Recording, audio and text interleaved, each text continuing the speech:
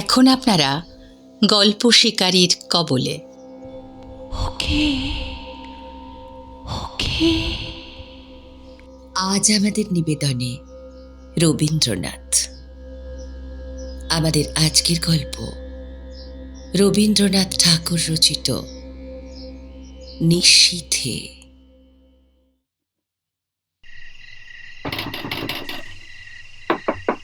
Doctor, ও doctor. উফ, এখন আবার কে ডাকছে? এত রাত্রিরে, এ তো 2:30 বাজে এখন। ডাক্তারবাবু ধড়ফড় করে উঠে দরজা খুলে দেখলেন জমিদার দক্ষিণাচরণবাবু দাঁড়িয়ে আছেন। পিঠ ভাঙা চৌকিটা টেনে নিয়ে তাকে বসতে দিয়ে উদ্বিগ্নভাবে তার মুখের দিকে চেয়ে রইলেন। ঘড়িতে তখন রাত্রি 2:30। আরে দক্ষিণাবাবুজি, হঠাৎ? বসুন বসুন।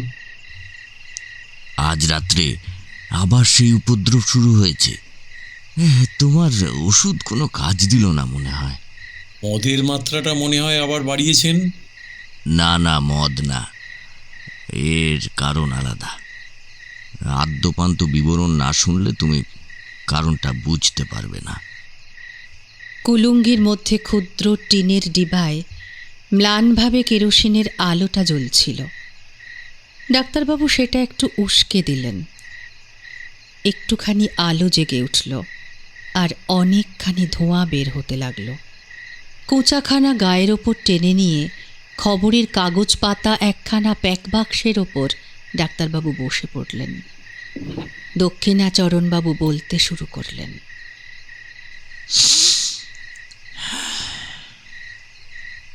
আমার প্রথম পক্ষের স্ত্রী, তার মতো গৃহিণী অতি দুর্লভ ছিল। কিন্তু আমার তখন বয়স বেশি ছিল না, সহজেই বুঝতেই পারছ, রসাধ্যক্ষ ছিল। তার উপরে আবার কাব্যশাস্ত্রটা ভালো করে অধ্যয়ন করেছিলাম, তাই অবিমিশ্র গৃহিণীপনায় মন উঠত না। কালিদাসের সেই শ্লোকটা প্রায়ই মনে উদয় হতো, গৃহিণী সচিব সৌখী মিথ, প্রিয় শিষ্যা ললিতে কলাবিধৌ। কিন্তু আমার গৃহিণীর কাছে ললিত কলাবিধির কোনো উপদেশ খাটত না, এবং সখীভাবে প্রণয় সম্ভাষণ করতে গেলে তিনি হেসে উড়িয়ে দিতেন। গঙ্গা স্রোতে যেরকম ইন্দ্রের ঐরাবত নাকাল হয়েছিল, তেমনি তাঁর হাসির মুখে বড় বড় কাব্যের টুকরো, ভালো ভালো আদরের সম্ভাষণ মুহূর্তের মধ্যে অপদস্থ হয়ে ভেসে যেত। তাঁর হাসবার আশ্চর্য ক্ষমতা ছিল। তারপর আজ বছর 4 হলো আমাকে নানা রকম সাংঘাতিক রোগে ধরল, ওষ্ঠব্রণ থেকে জ্বর ইত্যাদি। মরবার দাখিল হয়েছিলাম, বাঁচার আশা ছিল না। একদিন এমন হলো যে ডাক্তারও জবাব দিয়ে গেল। এমন সময় আমার এক আত্মীয় কোথা থেকে জানি এক ব্রহ্মচারী এনে হাজির করলে। সে ঘিয়ের সঙ্গে শিকড় বেটে মিশিয়ে আমাকে খাওয়ালো। ওষুধের গুণেই হোক বা ভাগ্যক্রমেই হোক, সে যাত্রা বেঁচে গেলাম। রোগের সময় আমার স্ত্রী অহর্নিশ এক মুহূর্ত বিশ্রাম করেনি।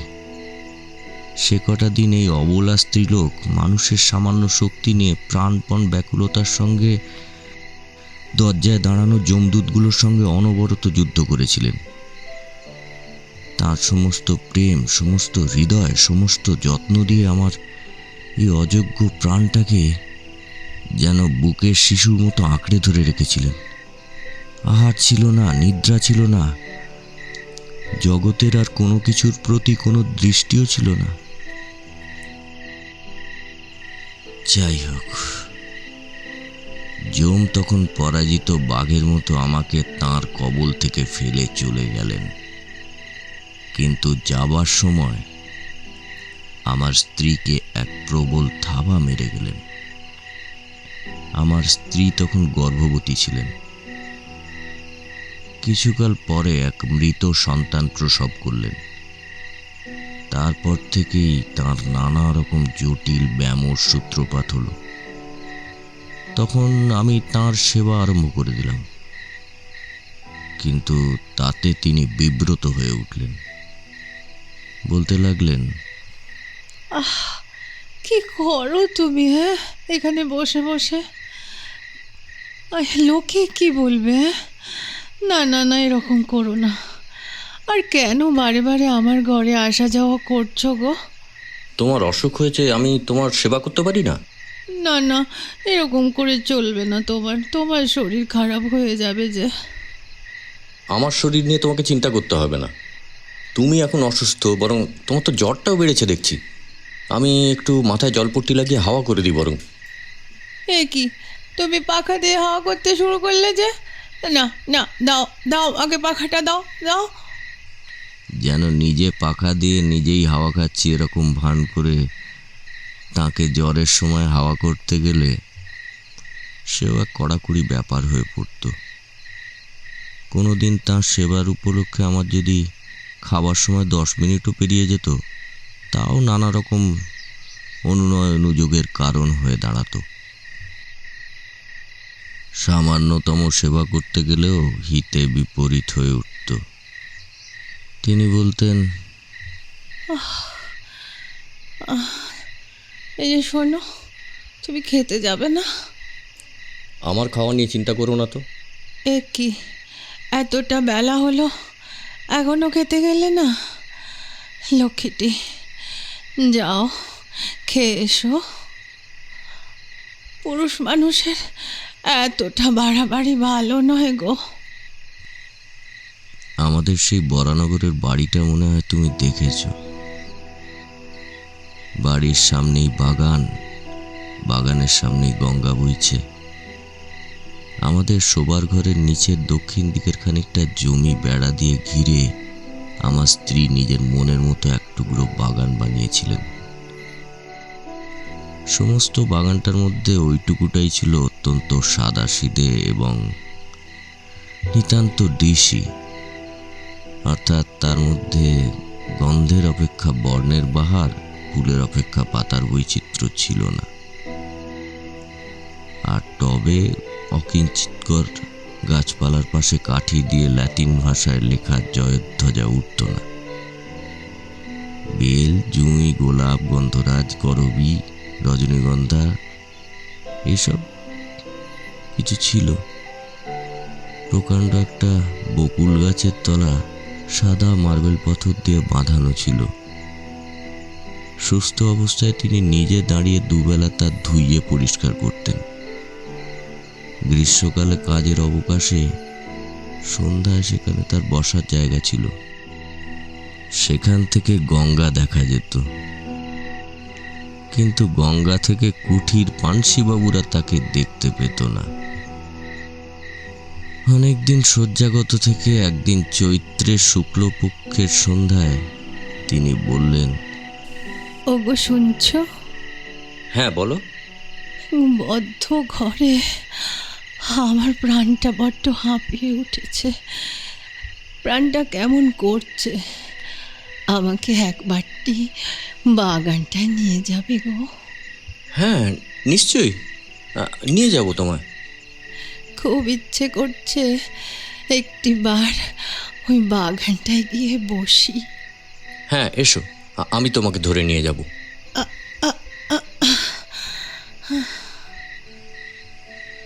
আমি তাকে যত্ন করে ধীরে ধীরে সেই বকুলতলার পাথরের বেদিতে নিয়ে গিয়ে শুইয়ে দিলাম।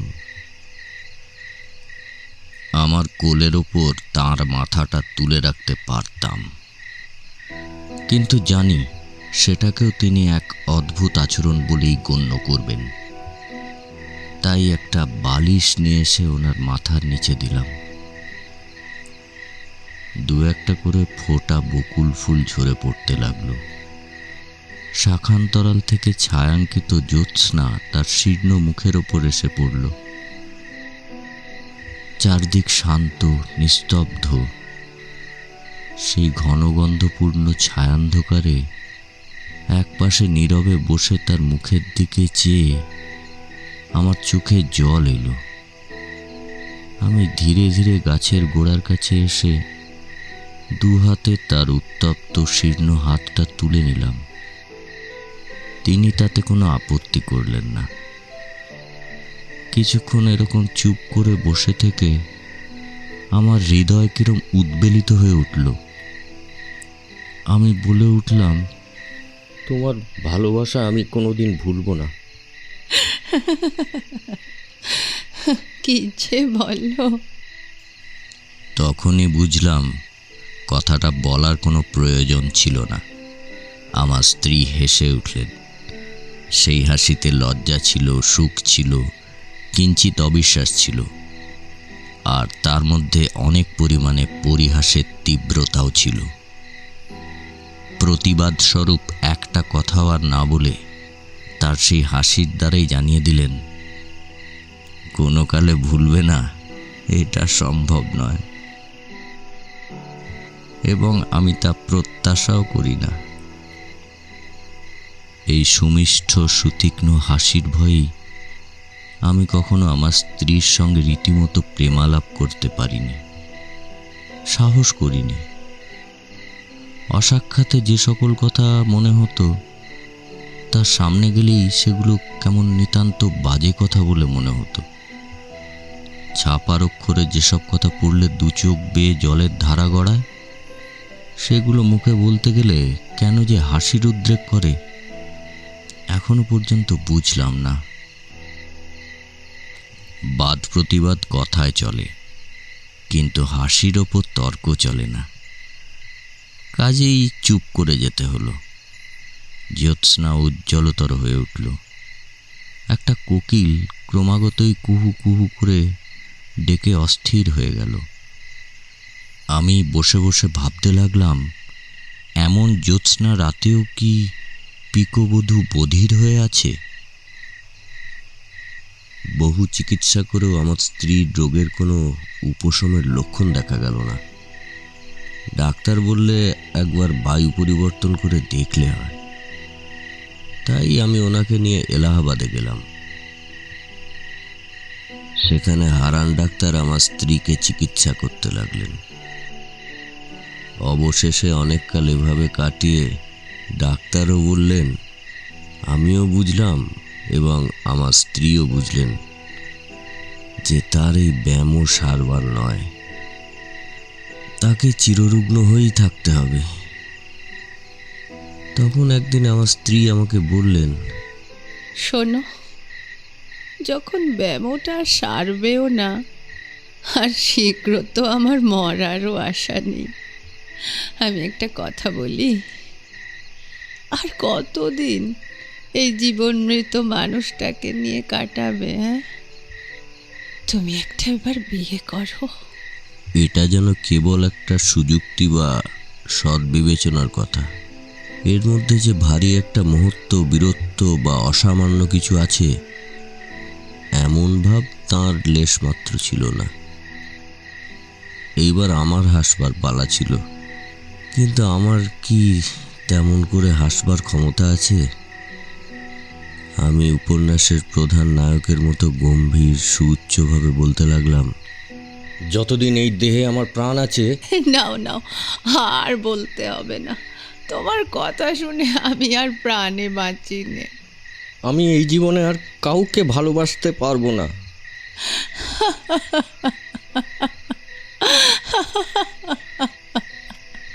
এই শুনে উনি ভারী হেসে উঠলেন।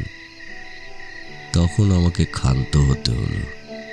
জানি না তখন নিজের কাছে কখনো স্পষ্ট স্বীকার করেছি কিনা, কিন্তু এখন বুঝতে পারছি এই আরোগ্য আশাহীন সেবা কার্যে আমি মনে মনে পরিশ্রান্ত হয়ে গিয়েছিলাম। এ কাজে যে ভঙ্গ দেব এমন কল্পনা আমার মাথায় ছিল না। অথচ চিরজীবন এই চিররুগ্নাকে নিয়ে কাটাতে হবে, এই কল্পনাও আমার কাছে পীড়াজনক হয়ে উঠেছিল। হায়, প্রথম যৌবনকালে যখন সম্মুখে তাকিয়েছিলাম, তখন প্রেম আর সুখের আশ্বাসে, সৌন্দর্যের মরীচিকায় সমস্ত ভবিষ্যৎ জীবন কি আনন্দের দেখাচ্ছিল।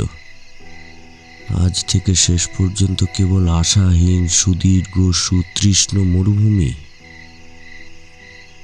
আমার সেবার মধ্যে সেই আন্তরিক শ্রান্তি তিনি নিশ্চয়ই দেখতে পেয়েছিলেন।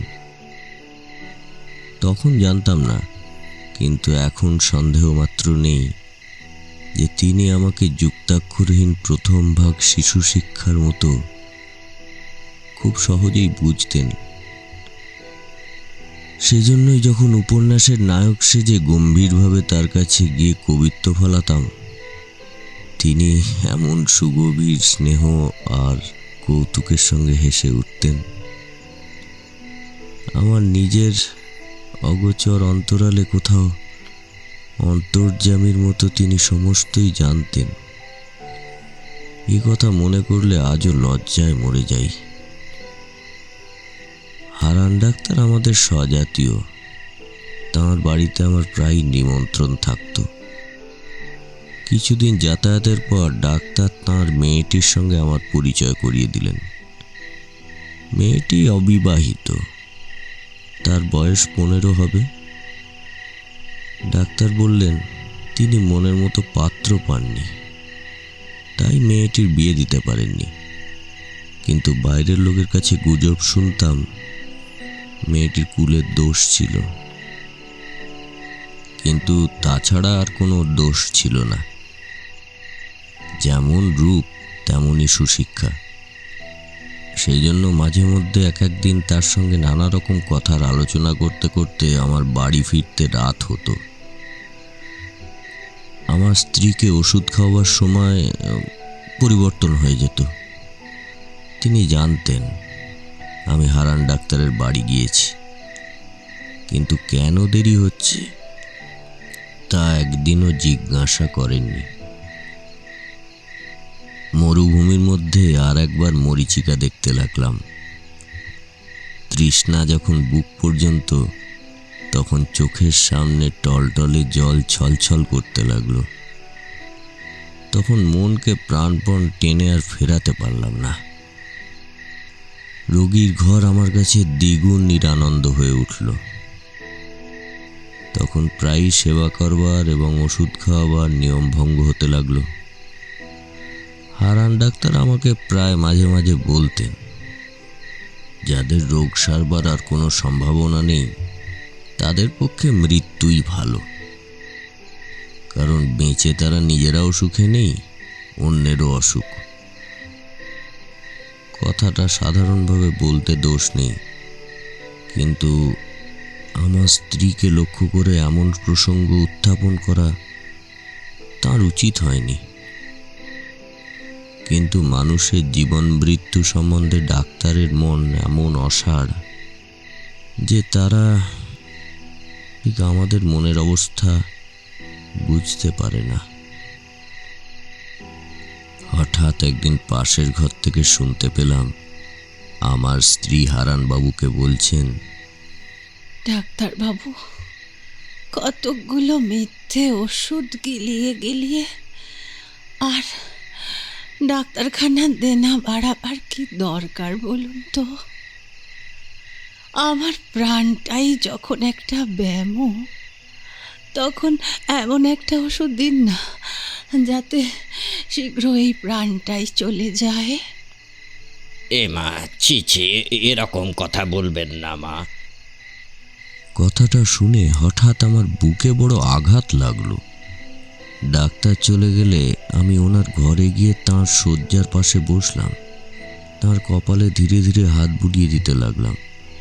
তিনি বললেন, এ ঘর তো বড় গরম, শোনো না, তুমি বরং একটু বাইরে যাও। তোমার তো বেড়াতে যাবার সময়ও হয়েছে, যাও একটু বেরিয়ে এসো। আর খানিকটা না বেড়ালে তোমার তো আবার রাতে খিদে হবে না। বেড়াতে যাওয়ার অর্থ ডাক্তারের বাড়ি যাওয়া। আমি তাকে বুঝিয়েছিলাম খিদে হওয়ার পক্ষে খানিকটা বেরিয়ে আসা বিশেষ প্রয়োজন। কিন্তু এখন নিশ্চয় বলতে পারি তিনি প্রতিদিনই আমার এই ছলনাটুকু বুঝতেন। আমি নির্বোধ, মনে করতাম তিনি নির্বোধ। একদিন ডাক্তারের মেয়ে মনোরমা আমার স্ত্রীকে দেখতে আসবার ইচ্ছা প্রকাশ করলেন। জানি না কি কারণে তাঁর সেই প্রস্তাব আমার একদম ভালো লাগলো না, কিন্তু প্রতিবাদ করার কোনো কারণ ছিল না। তিনি একদিন সন্ধ্যাবেলায় আমাদের বাসায় এসে উপস্থিত হলেন। সেদিন আমার স্ত্রীর বেদনা অন্য দিনের থেকে অনেকটা বেড়ে উঠেছিল।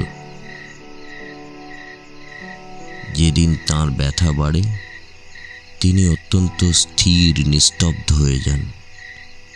কেবল মাঝে মাঝে হাতের মুঠোটা বন্ধ হতে থাকে আর মুখটা নীল হয়ে আসে। তাতেই তাঁর যন্ত্রণা বোঝা যায়। ঘরে কোনো সাড়া ছিল না। আমি বিছানার পাশে চুপ করে বসেছিলাম। সেদিন আমাকে বেড়াতে যেতে অনুরোধ করেন এমন সামর্থ্য তার ছিল না, কিংবা হয়তো ভেবেছিলেন বড় কষ্টের সময় আমি কাছে থাকি। চোখে লাগবে বলে কেরোসিনের আলোটা দরজার পাশে ছিল। ঘর প্রায় অন্ধকার আর নিস্তব্ধ।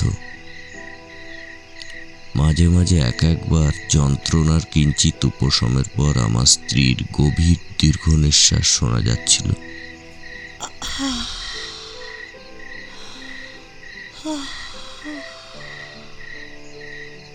এমন সময় মনোরমা ঘরের দরজায় এসে দাঁড়ালেন। উল্টো দিকের কেরোসিনের আলো এসে তার মুখের ওপর পড়ল। আলো আধারিতে তিনি কিছুক্ষণ ঘরের মধ্যে কিছু দেখতেই পাননি। দরজার কাছেই দাঁড়িয়ে ইতস্তত করছিলেন। আমার স্ত্রী চমকে আমার হাত ধরে জিজ্ঞাসা করলেন, ওকে ওকে ওকে গো। আমার কেমন একটা দুর্বুদ্ধি হলো। প্রথমেই বলে ফেললাম, আমি চিনি না। বলা মাত্রই কে যেন আমাকে কষাঘাত করল। পর মুহূর্তেই বললাম যে ও আমাদের ডাক্তারবাবুর মেয়ে। স্ত্রী একবার আমার মুখের দিকে চাইলেন। আমি তার মুখের দিকে চাইতে পারলাম না। পরক্ষণেই তিনি ক্ষীণ স্বরে অভ্যাগতকে বললেন, ও আচ্ছা, আপনি ভেতরে আসুন। ওগো, তুমি একটু আলোটা ধরো। মনোরমা ঘরে এসে বসলেন। তাঁর সঙ্গে রোগিণীর অল্প স্বল্প আলাপ চলতে লাগলো। এমন সময় ডাক্তারবাবু এসে উপস্থিত হলেন।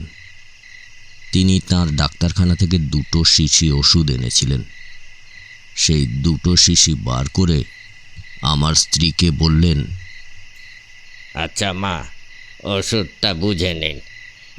এই যে নীল শিশিটা, এইটা ব্যথার ওষুধ, এইটা মালিশ করার, আর এইটা খাওয়ার ওষুধ। দুটোর মধ্যে গুলোবেন না যেন। ব্যথার ওষুধটা কিন্তু ভারী বিষ, মনে থাকবে তো? দক্ষিণা বাবু, আপনিও কিন্তু খেয়াল রাখবেন। ওষুধ দুটো আমি এই টেবিলে রাখলাম। মনোরমা, চলো। বাবা, আমি না হয় একটু থাকি। বাড়িতে তো কোনো স্ত্রীলোক দেখছি না, এনার তো সেবা যত্ন দরকার। না না, আপনি কষ্ট করবেন না, যান আপনি। আমার পুরনো জি আছে, সে আমাকে মায়ের মতোই যত্ন করে। উনি মা লক্ষ্মী, সারা জীবন পরের সেবা করেছেন, অন্যের সেবা ওনার সইবে না মা। ডাক্তারবাবু, হ্যাঁ বলুন। উনি এই বদ্ধ ঘরে অনেকক্ষণ বসে রয়েছেন। আপনি ওনাকে একটু বাইরে বেরিয়ে নিয়ে আসতে পারেন? হ্যাঁ হ্যাঁ, আসুন না, নদীর ধারে বরং একটু আমরা বেরিয়ে আসি। সেদিন ডাক্তারের বাড়িতে খাওয়া দাওয়া করে ফিরলাম। ফিরে আসতে বেশ রাত হলো। এসে দেখি আমার স্ত্রী ছটফট করছেন। অনুতাপে বিদ্ধ হয়ে জিজ্ঞেস করলাম,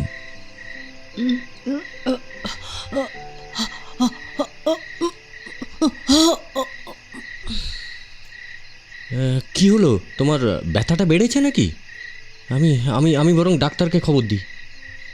তিনি উত্তর দিতে পারলেন না। নীরবে আমার মুখের দিকে চেয়ে রইলেন। তখন তার কণ্ঠ রোধ হয়েছে। আমি তখনই ডাক্তারকে ডেকে নিয়ে এলাম। ডাক্তার প্রথমটা অনেকক্ষণ কিছু বুঝতে পারলেন না। অবশেষে জিজ্ঞাসা করলেন,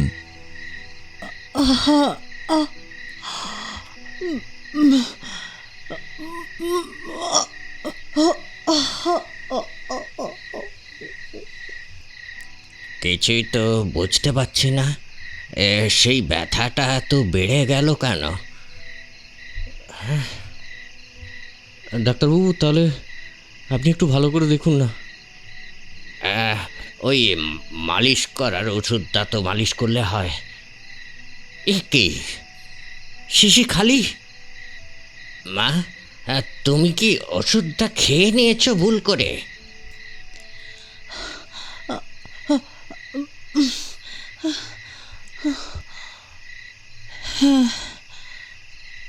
ডাক্তার তৎক্ষণাৎ গাড়ি নিয়ে তার বাড়ি থেকে পাম্প আনতে ছুটলেন।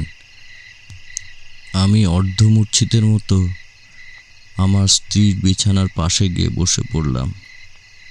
তখন মা যেমন তার পীড়িত শিশুকে সান্ত্বনা দেন, তেমন করে তিনি আমার মাথা তার বুকের মধ্যে টেনে নিয়ে দু হাতের স্পর্শে আমাকে তার মনের কথা বোঝাতে চেষ্টা করলেন। কেবল তার সেই করুণ স্পর্শের দ্বারাই আমাকে বারবার বলতে লাগলেন, দুঃখ করো না, ভালোই হয়েছে, তুমি সুখী হবে। আর সেই মনে করে আমি সুখে মরলাম। ডাক্তার যখন ফিরলেন, তখন জীবনের সঙ্গে সঙ্গে আমার স্ত্রীর সকল যন্ত্রণার অবসান হয়েছে।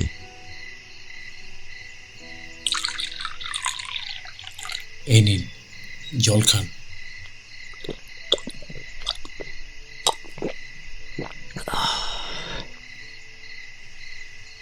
মনোরমাকে বিয়ে করে দেশে ফিরলাম।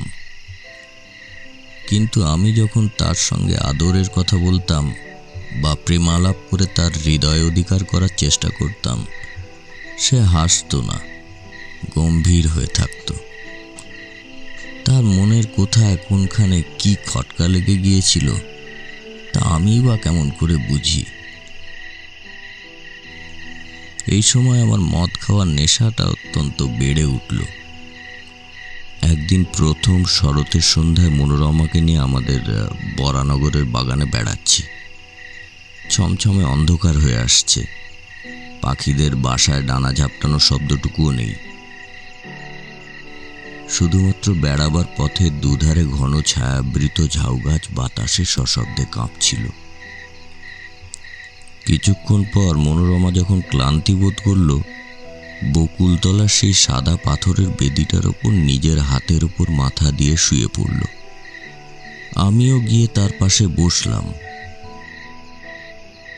সেখানে অন্ধকার আরো ঘনীভূত। যেটুকু আকাশ দেখা যাচ্ছে তা একেবারে তারায় ছেয়ে গেছে।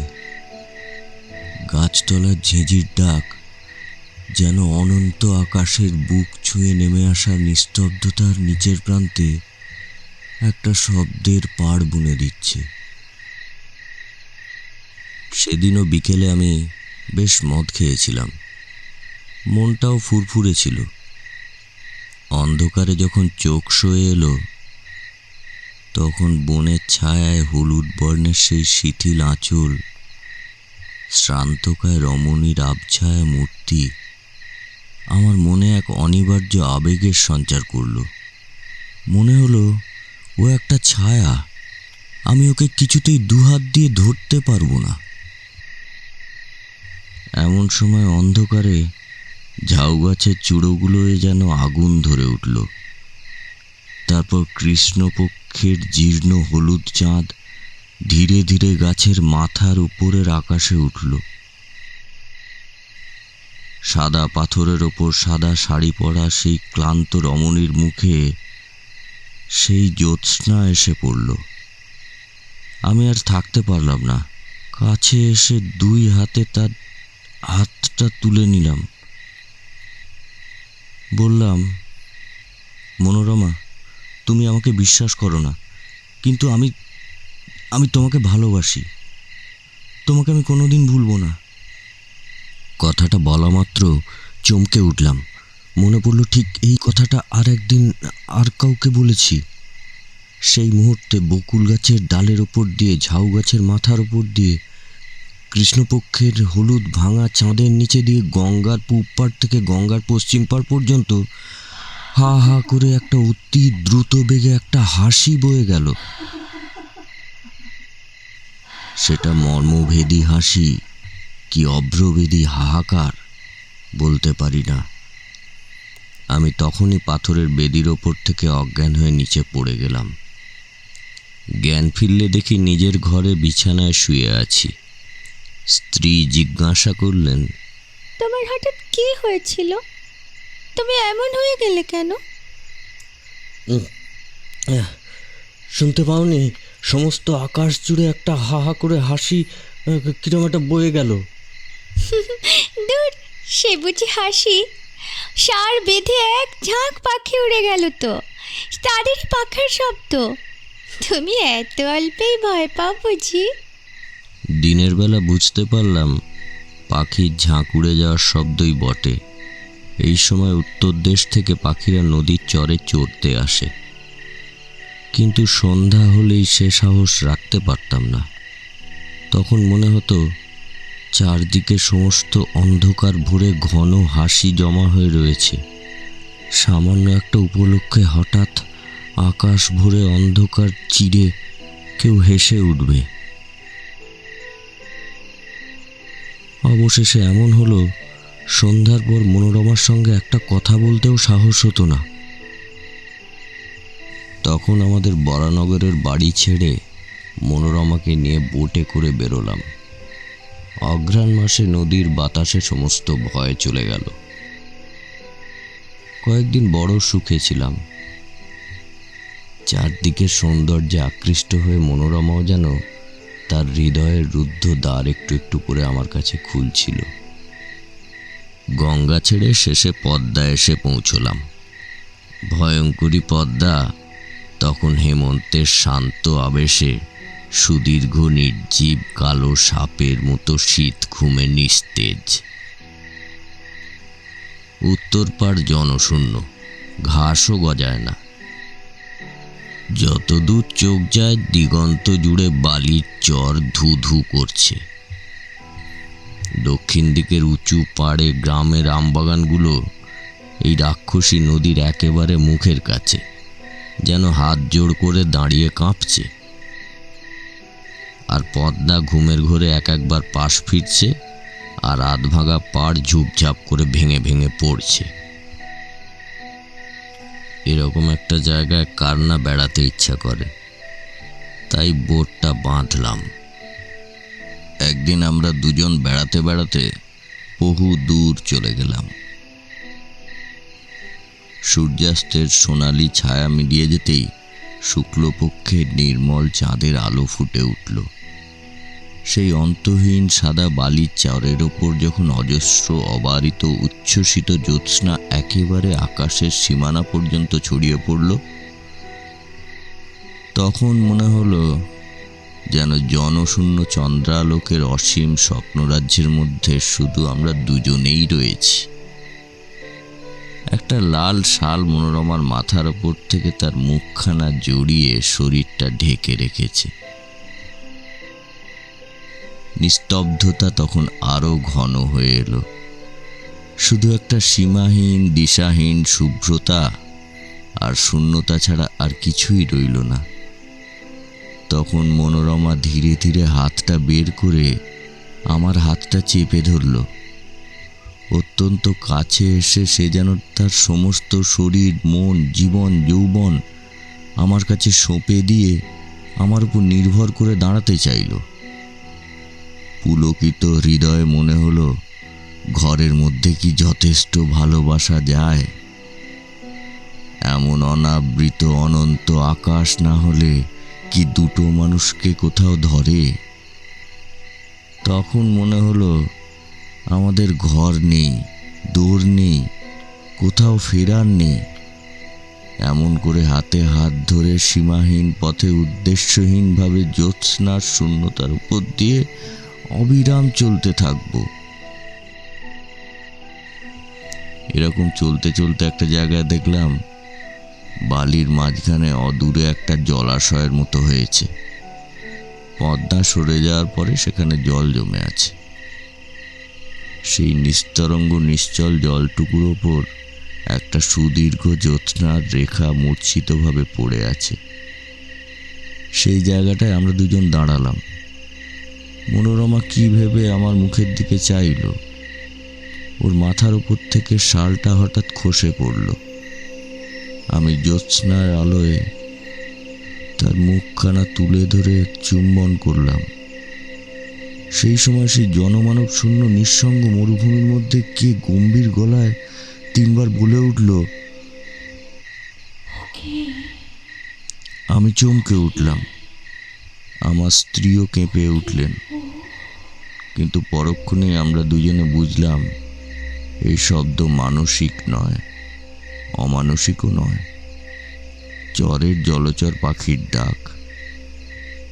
হঠাৎ এত রাত্রে তাদের নিরাপদ নিভৃত নিবাসের কাছে লোক সমাগম দেখে ডেকে উঠেছে।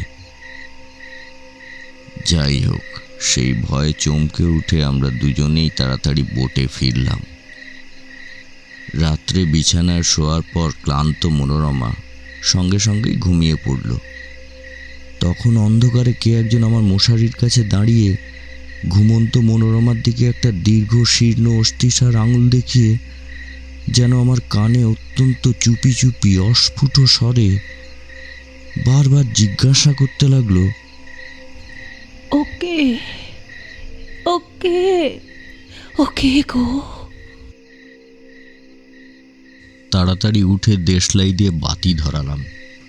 সেই মুহূর্তেই ছায়ামূর্তি মিলিয়ে গিয়ে আমার মশারি কাঁপিয়ে বোট দুলিয়ে সমস্ত ঘর্মাক্ত শরীরের রক্ত হিম করে দিয়ে হা হা করে একটা হাসি অন্ধকারের রাত্রের ভেতর দিয়ে বয়ে চলে গেল। পদ্মা পার হলো, পদ্মার চর পার হলো, তারপর পরবর্তী সমস্ত সুপ্ত দেশ গ্রাম নগর পার হয়ে গেল। যেন তা চিরকাল ধরে দেশ দেশান্তর লোক লোকান্তর পার হয়ে ক্রমশ ক্ষীণতম হয়ে অসীম সুদূরে চলে যাচ্ছে। ক্রমে যেন তা জন্ম মৃত্যুর দেশ ছাড়িয়ে গেল। ক্রমে তা যেন সূচের অগ্রভাগের মতো ক্ষীণতম হয়ে এলো। এত ক্ষীণ শব্দ কোনোদিন শুনিনি, কল্পনা করিনি। আমার মাথার মধ্যে যেন একটা আকাশ রয়েছে। সেই শব্দ যত দূরে যায় কিছুতেই আমার মস্তিষ্কের সীমা ছাড়াতে পারছে না। অবশেষে যখন অসহ্য হয়ে উঠল তখন ভাবলাম আলো নিভিয়ে না দিলে ঘুমোতে পারবো না। যখন আলো নিভিয়ে শুলাম অমনি আমার মশারির পাশে আমার কানের কাছে অন্ধকারে আবার সেই অবরুদ্ধ স্বর বলে উঠল, ওকে ওকে ওকে গো। আমার বুকের রক্তের তালে তালে ক্রমাগত ধ্বনিত হতে থাকলো, ওকে ওকে ওকে গো। সেই গভীর রাত্রে নিস্তব্ধ বোটের মধ্যে আমার গোলাকার ঘড়িটাও সজীব হয়ে উঠে তার ঘন্টার কাঁটা মনোরমার দিকে প্রসারিত করে শেলফের উপর থেকে তালে তালে বলতে লাগলো, ওকে ওকে ওকে গো। বলতে বলতে দক্ষিণাবাবুর কণ্ঠস্বর প্রায় রুদ্ধ হয়ে এলো। ডাক্তারবাবু তাকে স্পর্শ করে বললেন, এই নিন জল খান। হঠাৎ কেরোসিনের শিখাটা দপদপ করতে করতে নিভে গেল। ডাক্তারবাবু বাইরে তাকালেন।